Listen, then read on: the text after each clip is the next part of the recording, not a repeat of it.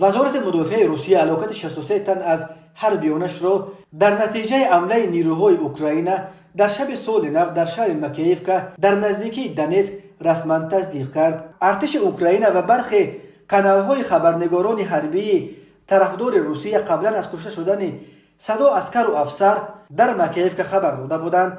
بنا به گزارش‌ها شب 31 دکامبر به 1 ینور در مکییف که بنا یک آموزشگاه یا PTO که همچون خوابگاه و کازارما برای نفران تازه به صف ارتش روسیه دعوت شده استفاده میشد، هدف حمله با موشک‌های هایمارس قرار گرفته است. وزارت مدافع روسیه در اظهاراتش گفت رژیم کیف از موشک اندازی‌های هایمارس به باشگاه موقتی یکی از واحدهای قوه‌های مسلح روسیه در حدود منطقه اهالینشین مکییف که ولایت لوگانسک 6 موشک انداخت. نیروهای ضد هوایی روسیه 2 تاش را سقوط دادند ولی 4 موشک باقی مانده به هدف رسیدند و سبب مرگ 63 تن از نظامیان روس شدند. این نهاد نگفت که سربازان کشته شده به کدام واحد ارتش ربط داشتند و آیا از حساب تازه به صف ارتش دعوت شده بودند.